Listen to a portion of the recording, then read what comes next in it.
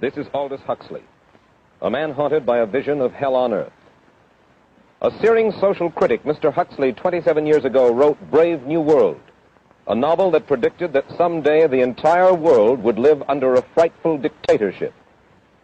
Today, Mr. Huxley says that his fictional world of horror is probably just around the corner for all of us.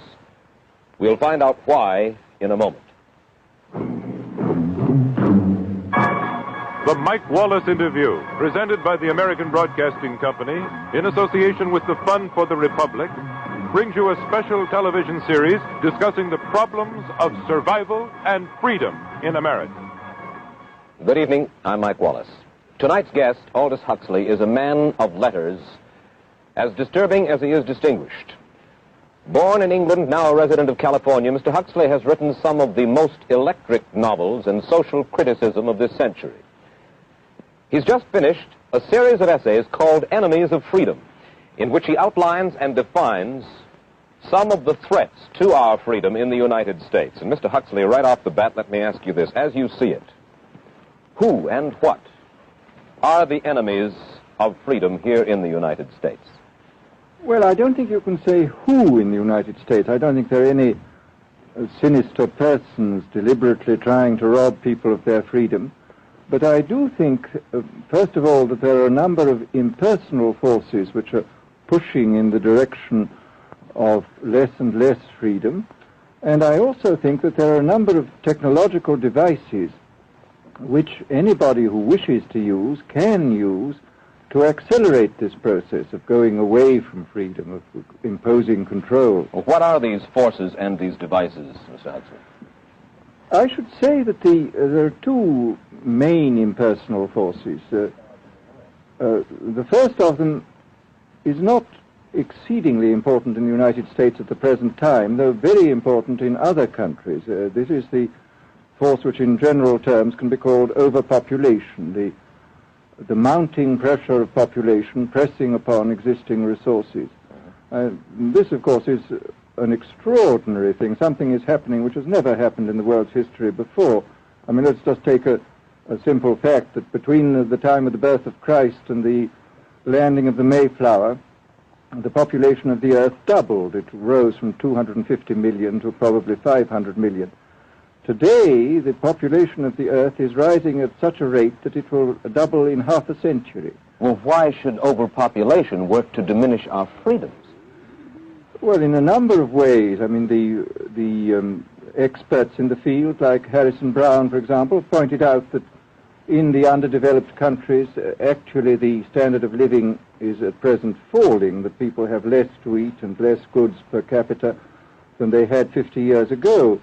And as the position of these countries, the economic position, becomes more and more precarious, obviously the central government has to take over more and more responsibility for keeping the ship of state on an even keel. And then, of course, you're likely to get social unrest under such conditions, with again an intervention of the central government. So that I think one sees here a pattern which seems to be pushing very strongly towards a totalitarian regime. And unfortunately, as in all these underdeveloped countries, the only highly organized political party is the Communist Party, it looks rather as though they will be the heirs to this unfortunate process, that they will step into the position of power. Well, then, ironically enough, one of the greatest forces against communism in the world, the Catholic Church, according to your thesis, would seem to be pushing us directly into the hands of the communists because they are against birth control. Well, I think this strange paradox probably is true. There is it's an extraordinary situation, actually. I mean, one has to look at it, of course, from a biological point of view. The whole essence of biological life on Earth is a question of balance, and what we have done is to practice death control in a most intensive manner without balancing this with birth control at the other end. Consequently, the birth rates remain as high as they were, and death rates have fallen substantially. All right, then. So much for the time being, anyway, for overpopulation. Another force that is diminishing our freedoms. Well, another force which I think is very strongly operative in this country is the force of what may be called over-organization. As technology becomes more and more complicated, it becomes necessary to have more and more elaborate organizations, more hierarchical organizations. And incidentally, the advance of technology has been accompanied by an advance in the science of organization. It's now possible to make organizations on a larger scale than was ever possible before. And so that you have more and more people living their lives out as subordinates in these hierarchical systems controlled by bureaucracies, either the bureaucracies of big business or the bureaucracies of big government. Now, the devices that you were talking about, are there specific devices or methods of communication which diminish our freedoms in addition to overpopulation and over-organization? Well, there are certainly devices which can be used in this way. I mean, let us take, after all, a piece of very recent and very painful history is the propaganda used by Hitler, which was incredibly effective. I mean, what were Hitler's methods? Hitler used terror on the one kind, brute force on the one hand, but he also used a very efficient form of propaganda, which he was using every modern device at that time. He didn't have TV, but he had the radio, which he used to the fullest extent, and was able to impose his will on an immense mass of people. I mean, the Germans were a highly educated people.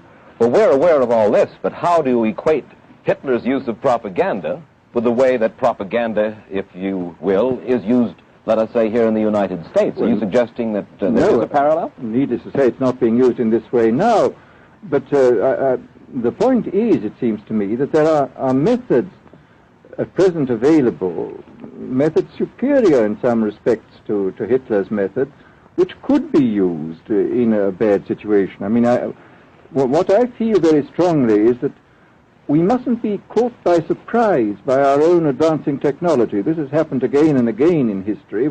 Technology has advanced, and this changes social conditions, and suddenly people have found themselves in a situation which they didn't foresee and doing all sorts of things they didn't really want to do. Well, now, what do you mean? Do you mean that we develop our television, but we don't know how to use it correctly? Is that the point that you're making? Well, at present, the television, I think, is being used quite harmlessly. It's being used, I think, I would feel it's being used too much to distract everybody all the time. But, I mean, imagine, which must be the situation in all communist countries, where the television, where it exists, is always saying the same thing the whole time, is always driving along. It's not creating a wide front of distraction, it's creating a one-pointed drumming in of a single idea all the time. It's obviously an immensely powerful instrument. So you're talking about the potential misuse of the instrument. Exactly. We have, after all technology is in itself morally neutral. These are just powers which can either be used well or ill. It's the same thing with atomic energy. We can either use it to blow ourselves up, or we can use it as a substitute for the coal and the oil, which are running out. You've even written about the use of drugs in this light. Well, now, this is a very interesting subject. I mean, in this book that you mentioned, this book of mine, Brave New World, I postulated a substance called soma, which was a very versatile drug. It would make people feel happy in small doses. It would make them see visions in medium doses, and it would send them to sleep in large doses. Well, I don't think such a drug exists now, nor do I think it will ever exist, but we do have drugs which will do some of these things, and I think it's quite on the cards that we may have drugs which will profoundly change our mental states without doing us any harm. I mean, this is the pharmacological revolution which has taken place, that we have now powerful mind-changing drugs which, physiologically speaking, are almost costless. I mean, they are not like opium or like cocaine, which do change the state of mind, but leave terrible results physiologically and morally. Mr. Huxley, in your new essays, you state that these various enemies of freedom, are pushing us toward a real-life, brave new world, and you say that it's awaiting us just around the corner. First of all, can you detail for us what life in this brave new world which you fear so much, or what life might be like? Well, to start with, I think this kind of the dictatorship of the future, I think will be very unlike the dictatorships which we've been familiar with in the immediate past. I mean, take another book prophesying the future, which was a very remarkable book, George Orwell's 1984. Well, this book was written at the height of the Stalinist regime and just after the Hitler regime. And there he foresaw a dictatorship using entirely the methods of terror, the methods of physical violence. Now, I think what is going to happen in the future is the dictators will find, as the old saying goes, that you can do everything with bayonets except sit on them. That if you want to preserve your power indefinitely, you have to get the consent of the ruled. And this they will do partly by drugs, as I foresaw in Brave New World, partly by these new techniques of propaganda. They will do it by bypassing the sort of rational side of man and appealing to his subconscious and his deeper emotions and his physiology even, and so making him actually love his slavery. I mean, I think this is the danger, that actually people may be in some ways happy under the new regime, but they will be happy in a situation where they oughtn't to be happy. But let me ask you this. You're talking about a world that could take place within the confines of a totalitarian state. Let's become more immediate, more urgent about it. We believe, anyway, that we live in a democracy here in the United States. Do you believe that this brave new world that you talk about could, let's say in the next quarter century, the next century, could come here to our shores? I think it could. I mean, that's why I feel it's so extremely important here and now to start thinking about these problems, not to let ourselves be taken by surprise by the new advances in technology. I mean, for example, in regard to the use of the drugs, we know there's enough evidence now for us to be able, on the basis of this evidence and using a certain amount of creative imagination, to foresee the kind of uses which could be made by people of bad will with these things, and to attempt to forestall this. And in the same way, I think with these other methods of propaganda, we can foresee and we can do a good deal to forestall. I mean, after all, the price of freedom is eternal vigilance. You write in Enemies of Freedom, you write specifically about the United States. You say this, writing about American political campaigns. You say, all that is needed is money and a candidate who can be coached to look sincere. Political principles and plans for specific action have come to lose most of their importance. The personality of the candidate, the way he is projected by the advertising experts, are the things that really matter. Well, this is, during the last campaign, there was a great deal of this kind of statement by the advertising managers of the campaign parties, this idea that the candidates had to be merchandised as though they were soap or toothpaste, and that you had to depend entirely on the personality. I mean, the personality is important, but there are certainly people with an extremely amiable personality, particularly on TV, who might not necessarily be very good in positions of political trust. Well, do you feel that men like Eisenhower, Stevenson, Nixon, with knowledge of forethought, were trying to pull the wool over the eyes of the American public?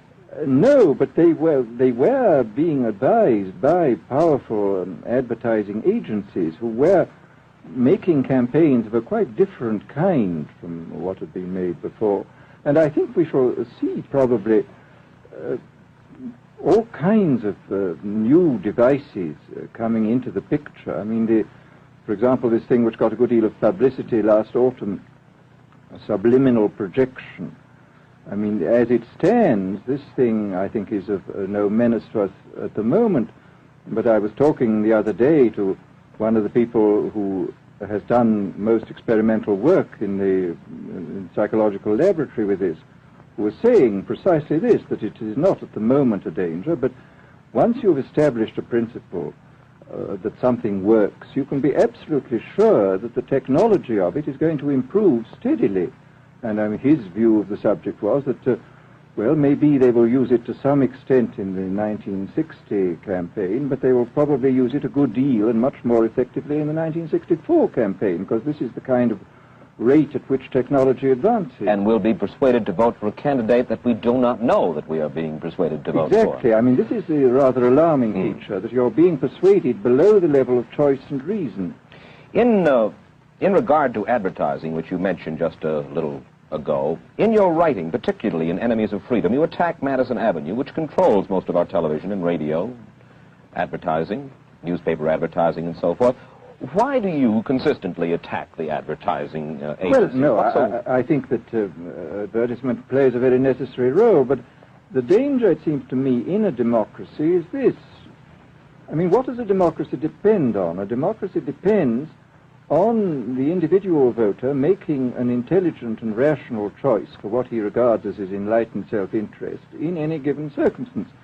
But what these people are doing, I mean, what both for their particular purposes, for selling goods, and the dictatorial propagandists are doing, is to try to bypass the rational side of man and to appeal directly to these unconscious forces below the surface, so that you are, in a way, making nonsense of the whole democratic procedure, which is based on conscious choice on rational grounds.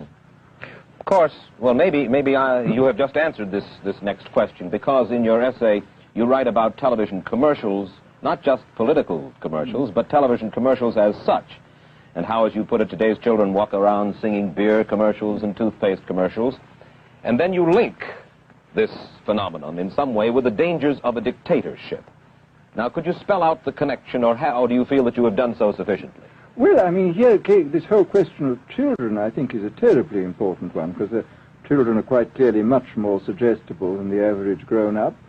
And again, suppose that that for one reason or another all the propaganda was in the hands of one or very few agencies, you would have an extraordinarily powerful force playing on these children, who after all are going to grow up and be adults quite soon. I do think that this is not an immediate threat, but it remains a possible threat. And you said something to the effect in your essay that the children of Europe used to be called cannon fodder, and here in the United States they are television and radio fodder. Well, after all, you can read in the trade journals the most lyrical accounts of how necessary it is to get hold of the children, because then they will be loyal brand buyers later on. Mm-hmm. But, I mean, again, you just translate this into political terms. The dictator says they will be loyal ideology buyers when they're grown up. We hear so much about brainwashing as used by the communists. Do you see any brainwashing other than that which we've just been talking about that is used here in the United States? Other forms of brainwashing? Not in the form that has been used in China and in Russia, because this is essentially the application of propaganda methods, the most violent kind, to individuals. It's not a shotgun method like the advertising method. It's a way of getting hold of the person and playing both on his physiology and his psychology till he really breaks down, and then you can implant a new idea in his head. I mean, the descriptions of the methods are really blood-curdling when you read them, and not only the methods applied to political prisoners, but the methods applied, for example, to the training of the young communist administrators and missionaries. They receive an incredibly tough kind of training, which causes about 25% of them to break down or commit suicide, but produces 75% of completely one-pointed fanatics. The question, of course, that keeps coming back to my mind is this. Obviously, politics in themselves are not evil. Television is not in itself evil. Atomic energy is not evil. And yet you seem to fear that it will be used in an evil way. Why is it that the right people will not, in your estimation, use them? Why is it that the wrong people will use these various devices and for the wrong motives? Well, I think one of the reasons is that these are all instruments for obtaining power, and obviously the passion for power is one of the most moving passions that exist in man, and after all, all democracies are based on the proposition that power is very dangerous and that it's extremely important not to let any one man or any one small group have too much power for too long a time. After all, what are the British and American constitutions except devices for limiting power? And all these new devices are extremely efficient instruments for the imposition of power by small groups over larger masses. Well, you ask this question yourself in Enemies of Freedom. I'll put your own question back to you. You ask this: in an age of accelerating overpopulation, of accelerating overorganization, and ever more efficient means of mass communication, how can we preserve the integrity and reassert the value of the human individual? You put the question. Now here's your chance to answer it, Mr. Huxley. Well, this is obviously, first of all, it's a question of education. I think it's terribly important to insist on individual values. I mean, there is a tendency, as you probably read a book by White, The Organization Man, a very interesting, valuable book, I think, where he speaks about the new type of group morality, group ethic, which speaks about the group as though the group was somehow more important than the individual. But this seems, as far as I'm concerned, to be in contradiction with what we know about the genetical makeup of human beings, that every human being is unique. And it is, of course, on this genetical basis that the whole idea of the value of freedom is based. And I think it's extremely important for us to stress this in all our educational life.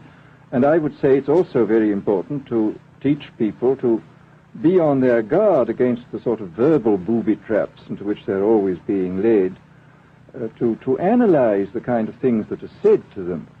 Well, I think there is this whole educational side, and I think there are many more things that one could do to strengthen people and to make them more aware of what was being done. You're a prophet of decentralization. Well, yes, if this is feasible.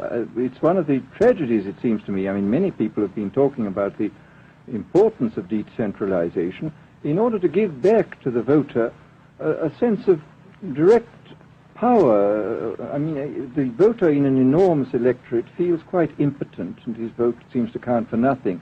This is not true where the electorate is small and where he is dealing with a group which he can manage and understand. And if one can, as Jefferson, after all, suggested, break up the units into smaller and smaller units and so get a real self-governing democracy. Well, that was all very well in Jefferson's day, but how can we revamp our economic system and decentralize and at the same time meet militarily and economically the tough challenge of a country like Soviet Russia? Well, I think the answer to that is that there are, it seems to me that industrial production is of two kinds. I mean, there are some kinds of industrial production which obviously need the most tremendously high centralization, like the making of automobiles, for example. But there are many other kinds where you could decentralize quite easily and probably quite economically, and that you would then have this kind of decentralized life. After all, you begin to see it now if you travel through the South, this decentralized textile industry which is springing up there. Mr. Huxley, let me ask you this, quite seriously. Is freedom necessary? As far as I'm concerned, it is, yes. Why? Is it necessary for a productive society?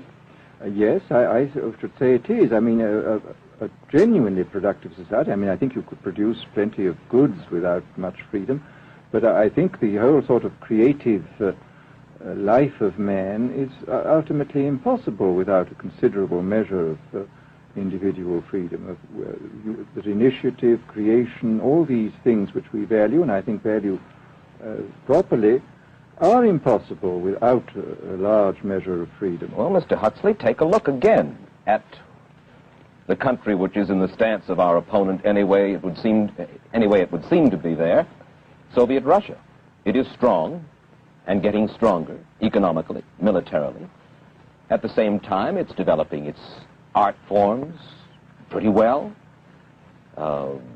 It seems not unnecessarily to squelch the creative urge among its people, and yet it is not a free society. It's not a free society, but here is something very interesting, that those members of the society, like the scientists who are doing the creative work, are given far more freedom than anybody else. I mean, it's a privileged aristocratic society in which, provided that they don't poke their noses into political affairs, these people are given a great deal of prestige, a considerable amount of freedom, and a lot of money.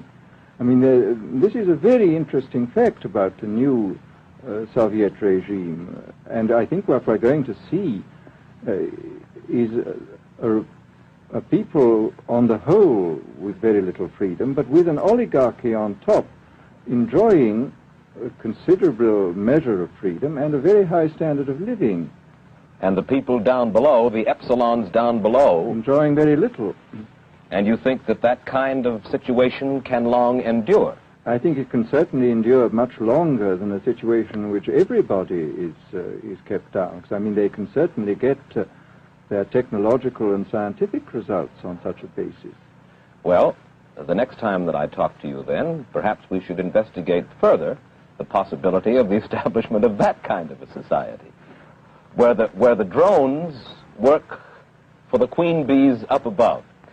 Well, but yes, but I must say I still believe in democracy. If we can make the best of the creative activities of the people on top, plus those of the people on the bottom, so much the better. Mr. Huxley, I surely thank you for spending this half hour with us, and I wish you Godspeed, sir. Thank you. Aldous Huxley finds himself these days in a peculiar and disturbing position. A quarter of a century after prophesying an authoritarian state in which people were reduced to ciphers, he can point at Soviet Russia and say, "I told you so." The crucial question, as he sees it now, is whether the so-called free world is shortly going to give Mr. Huxley the further dubious satisfaction of saying the same thing about us.